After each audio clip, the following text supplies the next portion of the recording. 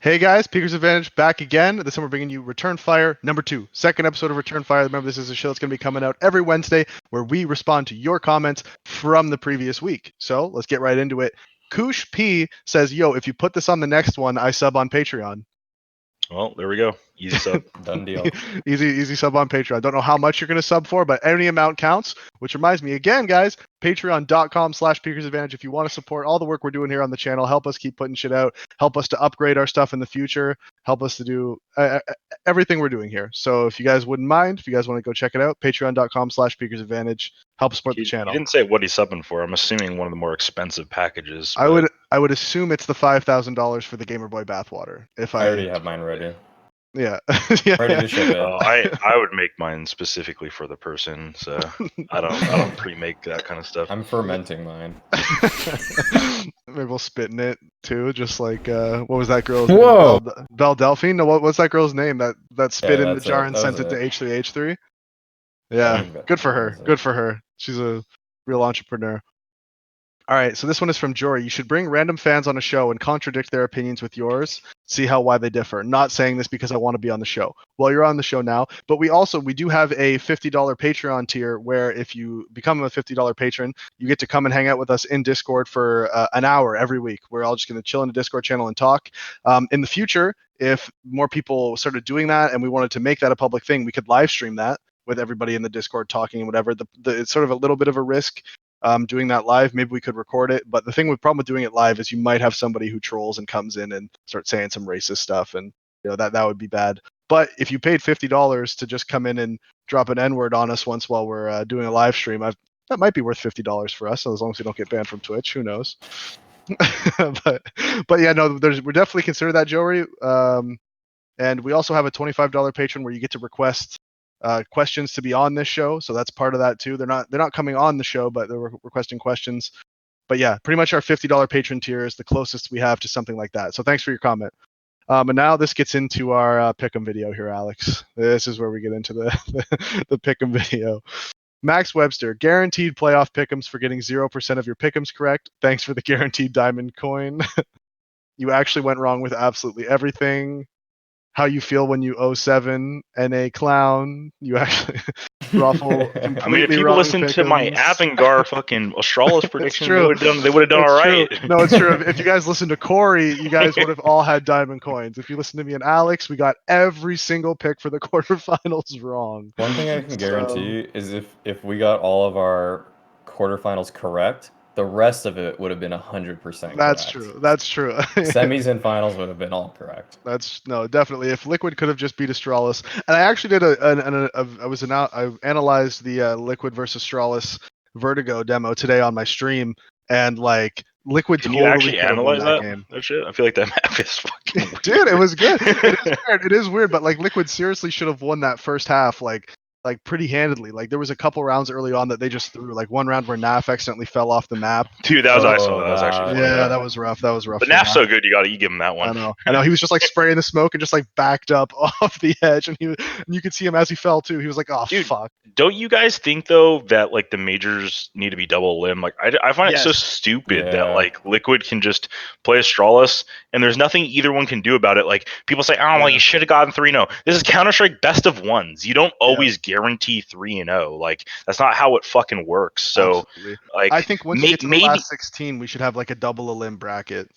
Maybe if the group stages were all best of 3, you could make that argument, because I feel like Liquid was way more likely to go 3-0 in a triple BO3, but like BO1s, man, like anyone, like I could make a team with fucking Tens and like Valens and you, and we could beat a team on Vertigo like that we shouldn't beat. Like it's not, what I mean? Like you can get like, I don't know. It's just people don't understand how random like some of the stuff comes, especially when like certain maps pop up. But I don't know. Yeah, I agree though. If the Swiss stage were BO3s, I think Starladder did that actually in a tournament earlier this year. Yeah, they did. The one that Navi won. That one felt really legit. Like everything about it felt legit. Like because you feel like no got random, right? Like it's just right. Yeah. If you lose a BO3, it's your fault. Like that's just there's nothing else really to say. Yeah. All right, moving on to the next comment. This is from Dan Boying. So we're going from 08 and major playoff predictions to 08 and who makes MDL playoffs. Listen, Dan Boying. MDL play. If we get 08 on the MDL playoffs, if that somehow happened where all the teams we picked to go into the MDL playoffs, none of them make it in, some crazy shit went down in MDL this season because there was such a fucking massive drop off from like the top 8 teams in MDL, even like the top 6, really. The top 6 to the rest of the league, there's like a huge fucking drop off there, man. So if we fuck that up, we need to just stop predicting in general. Like, if literally none of the 8 teams make it, I'm just gonna delete my like YouTube, Twitter, everything. Yeah, I'm gonna leave the scene. I'm leaving the scene. I'm done with Counter-Strike. Yeah. All right, so next one from Mercus. Next episode going to be extra interesting because of incoming roster mania. So many rumors and confirmed stuff in the air. I will tell you the episode we're recording tomorrow has a sweet guest on it. I don't know if I want to tell you who yet, but we have an awesome guest, somebody who was playing at the major this last time around. It's simple. Simple. I wish we got simple. Actually, Cory, we might have to arrange that. You're going to have to get simple for us. But yeah, we have a sweet guest coming on tomorrow, and he was playing at the major. It's going to be awesome. So make sure you guys check that out. We're going to talk about all the roster stuff that went on at the major. We're going to talk about everything. It's going to be a fucking sweet episode. You guys should check it out. All right, this next one from Luke Herrmann. This is for you, Cory. My newborn was suffocated and killed beneath the left thigh of Cory Semphis Friesen on May 13th, 2014 in Good Life Fitness changing room. I don't know. Were you big at that time, Cory? 5 years ago. I don't even think. I think that was skinny Cory at that time. Yeah, my thighs are still okay though. I've always had natural thighs, you know. Yeah. What do you think your squat? What do you think your squat was back then versus now? Like a plate? I don't know, cause like I never really like lifted. I always do like 8 reps back then. So I think I was probably doing like 25s on there, and maybe a solid like 90-pound squat over there. You know, 95 pounds, just killing it. Working on your form, dude. I saw a video. You got to start somewhere, dude. I benched 5 pounds on each side. Like I was weak as shit. Just to get that form down. No, just because I was weak. I was trying. I was trying real hard. Dude, I saw this video of this guy the other day at the gym doing leg press, and his fucking shin just broke in half. And I was like, oh man, like it makes me scared to do leg press now. Like I don't want to do leg press anymore. Like I'll just say that probably won't happen to you. No, I know. Yeah. I know, but every time I'm pushing up, I just get anxiety now. I'm just like, oh fuck, don't break my leg. Yeah, you don't have to hard lock your knees, but I mean, yeah, you're gonna feel that coming like for a bit. No, also, dude, it was so quick. It was so, dude. Don't watch the video, man. It's brutal. I'm not gonna watch it. He was pushing up, and all of a sudden he just went, and then was it like was it super heavy or was it just like? I don't know. Honestly, I don't know. I didn't. Because my friend, he got in a car accident and broke his back, and then like his spine or like his what? Do you know what part? I don't know exactly. Yeah, I know that like he broke his back and then he rehabbed it and everything, and then he was supposed to strengthen his back in the gym. So he grabbed the 40-pound dumbbell, which isn't like that heavy, and herniated his back. So I know like if you've done other shit in the past, you can kind of he might have already had a break there. Yeah. You could have a weakness from like a car accident or something. Whereas like if you're healthy and you snap your hip leg pressing, that's unlucky. Bad luck. His diet might just be like nothing, like no calcium at no just dodging. He's like that guy who went dodging. Like that guy who just drinking liquid egg whites all day. No nutrients in his body. Like when I was on NMC, they told a story about this kid who was like 17 and he went blind in the UK because all he ate was Pringles and fries. It was just like, and he went blind, like literally went blind. Actually believable. Yeah. Oh yeah. He's getting his potassium though, you know, with all the potatoes. Yeah. All right. Next comment from XSK commenting on our lovely guest from last week. Even Valens has a girlfriend, for fuck's sakes. Dude, it's not hard to get a girlfriend. I'll teach you how. You go to Tinder, right? Okay. And you just swipe right on everyone. Wait. I need to write this down. Wait, okay. Yeah, swipe right on everyone. Right. Get a bunch of matches, and then just who's on your level, you know? Like, did you get, you know, like you can't go for the 10s if you want a girlfriend, but unless you're a 10, you know, which is, and if you're a 10, you're not having this problem. You're gonna be writing this comment. Then you're just socially awkward. You're just beautiful, but you're just real weird. Now, even then, you're probably fine. Yeah. Honestly, yeah. And then you just message all of them, and you'll strike out like 150 times, but eventually you'll get a girlfriend. You know, like saying this for years. It's a numbers game. It's just a number. You know, you just keep trying, and like you'll just get rejected, and the first 2, 3, 4, 5 times you'll feel bad, and then you'll stop caring, and then you'll just be fuck it, whatever. I'll message this chick, hey bitch, and like eventually she'll message you back like, hey, what's up? Because she likes you, and it's fine if they like you. It doesn't really matter what you say. You know what I mean? Like you could totally fuck up if the chick's into you. It's fine. So. And also this is a big thing too. If you're a guy and you look at yourself in the mirror and you know that you're just real ugly, like sometimes you just know, right? And it sucks. It just happens. If that's the case for you, you got to hit the gym because anybody can be a 6. Anybody can be a 6 if you're shredded. Or just copy my Tinder profile and they're gonna think you're so funny that it doesn't matter if you're ugly. Oh no! Oh, this other trick I learned. Okay, this is what also you can do. You can go on Tinder and you can add a bunch of pictures of someone else, right? And then, now listen. And then you swipe right, and you don't message anyone for like a month. Uh-huh. You leave them all there. Then you switch all your pictures back to the real you, and then you message them, and they're gonna be like, "How the fuck did I match with this?" But some of them might message you back. I don't know. It's they might have forgot. Yeah, they might have forgot. Because they're not gonna remember. Girls get so many fucking matches, they don't remember every single person they swipe right on.